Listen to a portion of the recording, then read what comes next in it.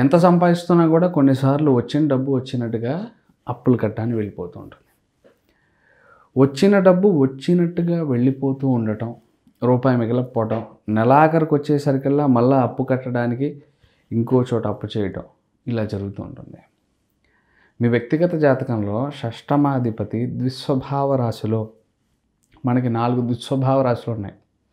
ఒకటి మిథున రాశి, ఇంకొకటి కన్యా రాశి, ఇంకొకటి ధనస్సు రాశి, మరొకటి మీనరాశి. మీ షష్టాధిపతి అంటే రుణ రోగ శత్రుస్థానాధిపతి అప్పులకు కారకుడైన వాడు కనుక ఈ యొక్క ద్విస్వభావ రాశుల్లో కనుక పడ్డాడంటే ఆయన ఖచ్చితంగా ఒక్కరికంటే ఎక్కువగా అప్పులు ఉండేట్టుగా, అంటే ఒకరే కాదు ఆయనకు మించిన వాళ్ళు అప్పులు ఉండేటట్టుగా, అంటే ఒకరి దగ్గర అప్పు చేయకుండా మోర్ దెన్ 1 పర్సన్ దగ్గర మనం అప్పులు చేస్తూ అప్పుల పాలైపోయేట్టు చేస్తారు. ఇలా మనం వ్యక్తిగత జాతకానుగుణంగా చూసుకొని దానికి రెమెడియల్ మెజర్స్ చేయొచ్చు. కానీ అందరికీ జాతకాలు ఉండవు కదా.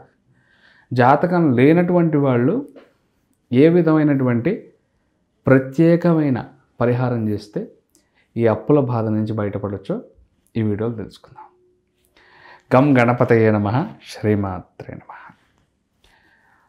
అయితే మనం ఏం చేయాలంటే ఒక రాగి చెంబు నిండా మంచి నీళ్ళు, స్వచ్ఛమైన నీళ్లు తీసుకొని ఈ 2 పిడికిళ్ళలో ఎంతైతే ఎర్రపప్పు వస్తుందో దాన్ని తీసుకొని చక్కగా నమస్కారం చేసుకొని రాగి చెంబు నీళ్ళలో వేసేయాలి.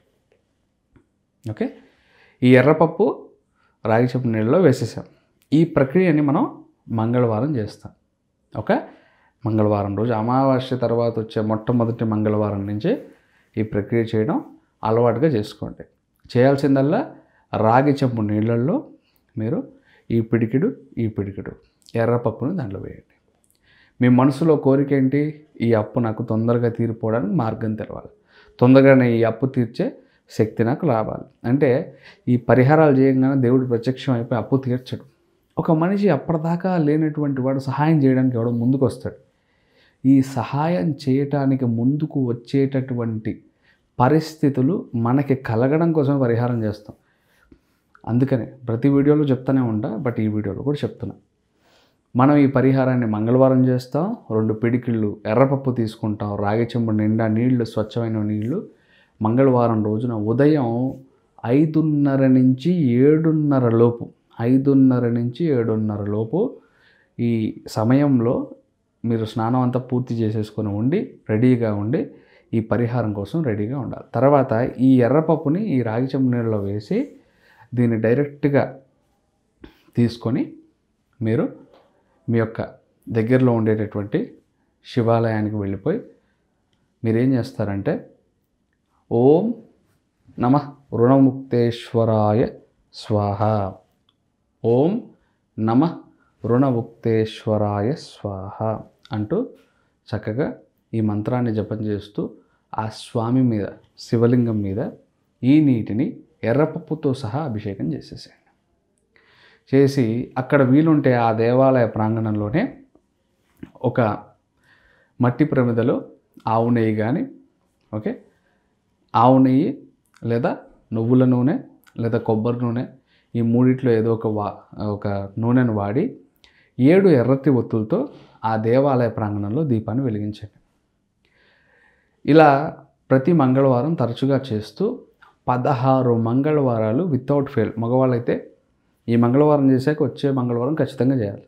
స్త్రీలు అయితే 5 రోజులు దూరంగా ఉంటారు కాబట్టి ఈ ఋతుస్రావ సమయంలో స్త్రీలు మాత్రం వాళ్ళు జాగ్రత్తగా రెస్ట్ తీసుకోవచ్చు. స్నానం అయిపోయిన వెంటనే వచ్చే మంగళవారం మీరు కంటిన్యూ చేయాలమ్మా. స్నానం అయిపోయిన తర్వాత వచ్చే మంగళవారం ఖచ్చితంగా ప్రారంభించి చేయాలి.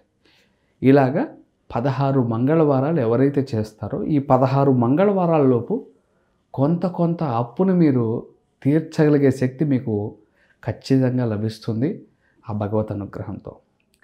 ఈ యొక్క మంత్రాన్ని జపం చేసుకుంటూ ఇలా చేయడానికి ప్రయత్నం చేయండి. వెంటనే మీరు కామెంట్ రాసేయకండి, అయ్యా మాకు అలాంటి శివాలయం లేదు, సౌలభ్యం లేదండి. సౌలభ్యం ఎక్కడా ఉండదు. మనం క్రియేట్ చేసుకోవాలి, రిక్వెస్ట్ చేసుకోవాలి. మీరు వెళ్ళి పోయగలిగితే పోయండి, లేదా బ్రాహ్మణుల చేత చేయించండి.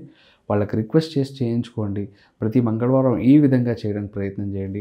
ఎక్కువగా కందిపప్పులు, ఎర్రపప్పును వేయనివ్వట్లేదండి అంటే కొద్ది భాగం కొంత అయినా ఆ నీళ్ళల్లో వేసి ప్రతి మంగళవారం ఈ ప్రక్రియ చేయడానికి ప్రయత్నం చేయండి. అంటే పిడికిడి తీసుకోమన్నాను కదా, అంత తీసుకోలేకపోయినా ఒక పిడికిడైనా వేయొచ్చు, లేదా కొంత అయినా వేయొచ్చు. మీరు లెక్క పెట్టుకోండి, లేకపోతే ఒక 21 గింజలు కానీ లేదా 41 గింజలు కానీ ఏరి ఆ నీళ్ళలో వేసి అభిషేకం ఇలా కూడా చేయొచ్చు.